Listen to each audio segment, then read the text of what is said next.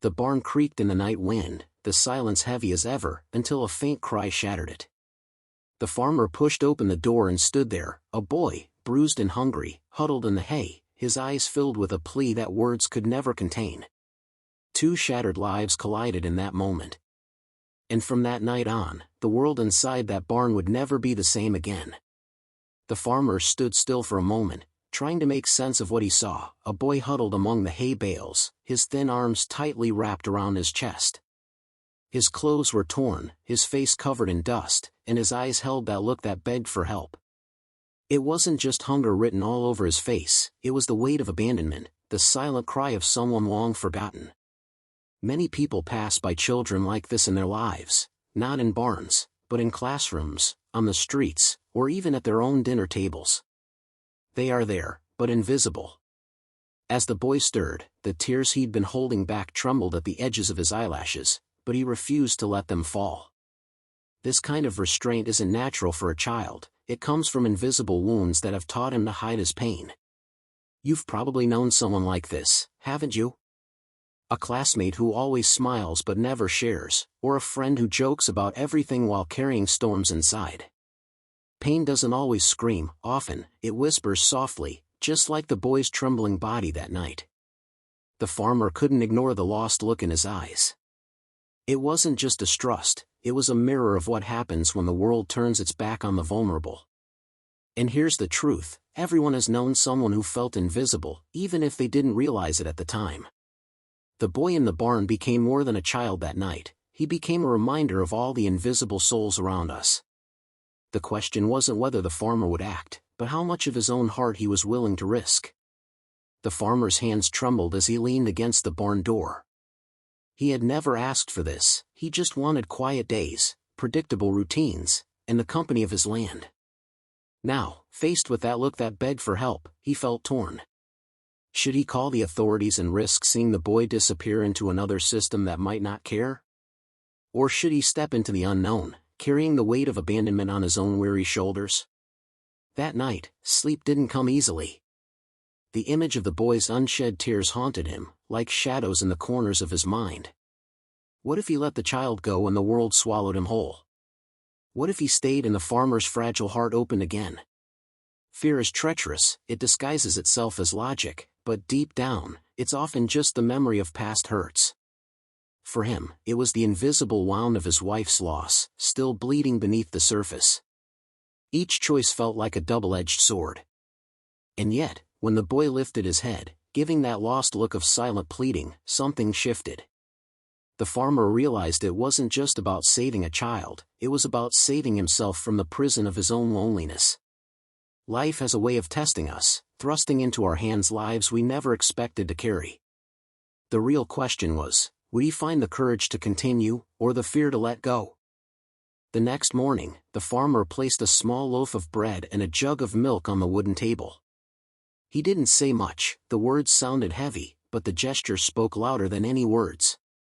The boy hesitated, his eyes shining with that pleading look, before reaching out. Within seconds, the food was gone, devoured with the desperation that only hunger can cause. The weight of abandonment was still there, but for the first time, his grip loosened, if only slightly. As he watched, the farmer noticed something subtle. The boy's sad face softened, transforming into relief, and those invisible wounds seemed to breathe for a moment. Have you ever felt that? That moment when a small act of kindness feels like oxygen after drowning? Maybe it was when someone offered you a meal, or simply listened when you no longer had the strength to speak. These small gestures can carry the power of resurrection. Then the boy raised his eyes, meeting the farmer's. For the first time, his lost gaze shifted, still wary, but with a glimmer of trust. That glimmer was everything. It was the crack in the wall, the beginning of something neither of them expected. And the farmer, though still silent, felt something stir within him, a warmth he thought had died long ago. But with warmth comes memory, and memory often brings with it pain. The boy's trembling presence stirred the ghosts the farmer had buried deep within. He remembered the night his wife went into labor, the desperate hope, and then the silence that followed. Both she and the child were gone before he could even hold them. That memory was an invisible wound, etched so deeply that it shaped his way of life ever since. The barn, the land, even its silence, all became a shield against the unbearable weight of loss. Now, as he looked at the boy's frail body, he saw echoes of what he had lost. The child's suppressed tears reflected the pain he had hidden for years. That look, pleading for help, pressed against the same place in his chest that had once held his wife's laughter and the dream of fatherhood. It was as if life had returned, offering him a chance, but also challenging him to reopen scars he had sworn to keep closed. The boy slowly revealed his own story, whispers of cruelty, neglect, and nights spent alone. Each word carried the pain of invisible wounds that only a child could bear. The farmer's lost gaze met the boy's, and for an instant, they were two souls united not by blood, but by pain. Yet, hidden beneath that sadness, something unexpected began to shine, a fragile thread of connection, almost like a silent promise of hope reborn. The boy's voice was little more than a whisper as he spoke of his past. By a cruel twist of fate, his mother had died giving birth to him. From that moment on, his father saw him not as a child, but as the thief who had stolen the woman he loved. The farmer's heart sank as he listened. The boy carried not only hunger, but the unbearable weight of abandonment imposed on him since birth. His pleading look for help was no longer a mystery, it was the face of a child guilty for simply existing. Nights without food became his punishment. His little body curled up in bed, stomach aching, while his father's footsteps creaked on the floor, reminding him of the helplessness of a prisoner in his own home. And when hunger wasn't enough, fists and belts spoke volumes. He spoke of suppressed tears, the ones you hold back when you're too scared to make a sound. The bruises faded on the outside, but the invisible wounds carved inside him bled uncontrollably. There were nights when the beatings were so intense that blood stained the sheets, and yet, the father's fury was insatiable. Imagine being a child, hoping for a love that would never come, only to receive cruelty in return. The farmer clenched his fists as he listened, fury and sadness twisting in his chest. It was unbearable, unfair. Yet somewhere in the boy's trembling voice, beneath the layers of fear, lived a fragile ember, the faint glow of hope reborn, waiting for someone to protect him. As the boy's story unfolded, the farmer felt old memories resurface. He remembered the nights when silence was his only companion, the empty chair at the table, the room that had remained untouched since the death of his wife and son. His life had become a shadow, shaped by pain and the weight of loss. But now, staring into that gaze that pleaded for help, something inside him stirred, a reminder that even broken hearts can still beat. The boy's unshed tears mirrored his own, and those invisible wounds whispered of losses that only time and love could heal. For years, the farmer had convinced himself that hope was buried with his family, but there it was, fragile, trembling, but undeniable. The boy's lost gaze didn't just plead for protection, it offered the farmer a chance to remember what it meant to care. And, strangely, that frightened him less than the thought of remaining numb forever. Slowly, without even realizing it, the farmer began to change. He found himself cooking more, leaving an extra plate on the table, noticing the boy's silent movements around the house. What had once seemed like silence now carried warmth, almost as if laughter were waiting to return. And deep down, he knew, when life plants a seed of hope reborn from the ashes of despair, it cannot be ignored. But a seed only grows if you dare to nurture it. One night, the farmer walked through the silent hallways of his house and stopped before a door he hadn't opened in years. Inside, dust covered the furniture, and the air still carried the silence of loss. With steady hands, he began to clean, removing not only the cobwebs but also the weight of abandonment that haunted him. It wasn't just about creating a room, it was about creating space in his heart. That look that begged for help had already taken up residence there. As he arranged clean sheets on the bed, he remembered the boy's unshed tears and the invisible wounds that shaped his young life. Every fold of fabric, every clean corner, felt like an act of defiance against pain, against cruelty.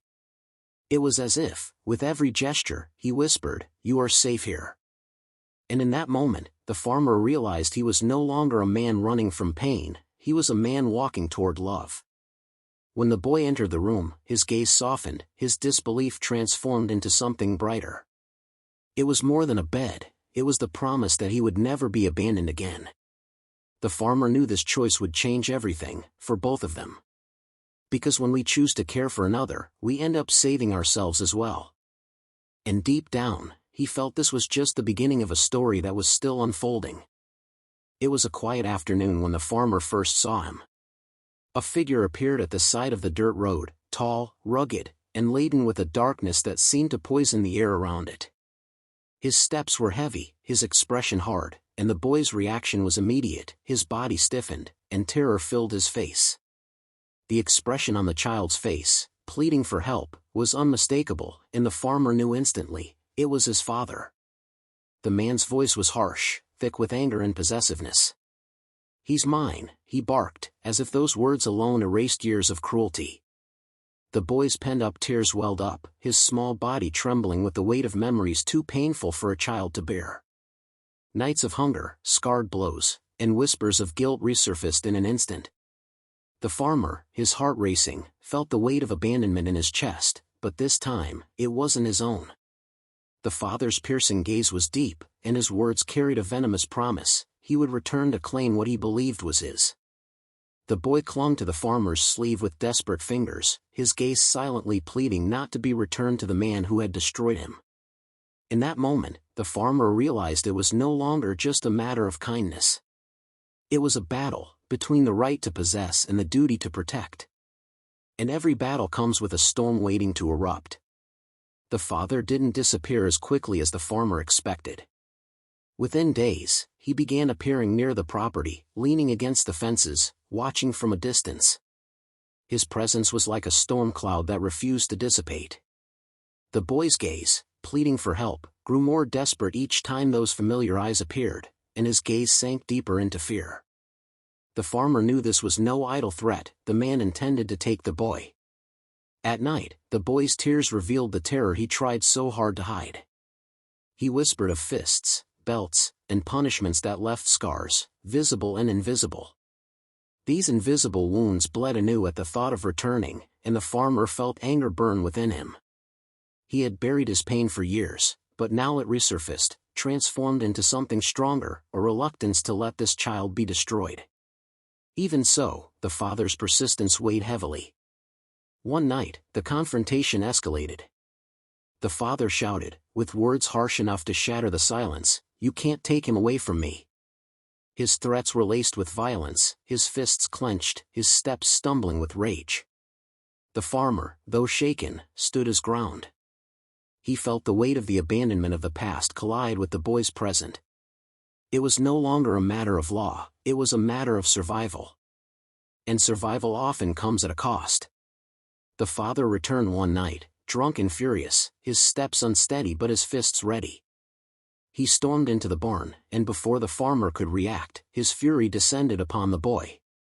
Each blow landed with sickening force, cutting the skin and staining the hay red. The child's pent-up tears finally escaped, his lost gaze silently crying out for help. That moment broke the farmer's restraint. He lunged forward, pushing the monster away. The fight erupted like a storm that had gathered years before. The father lashed out violently, his words slurred with venom, his hatred burning hotter than reason.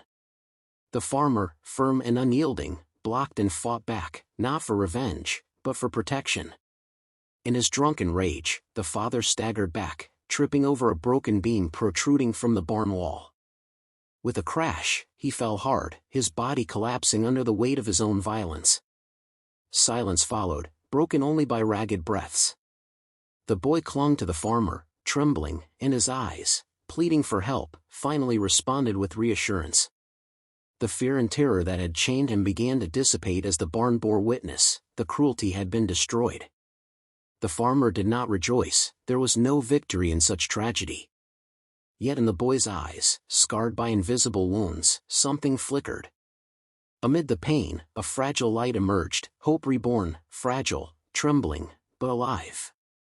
The farmer's story was no longer about loneliness, and the boy's story was no longer about suffering.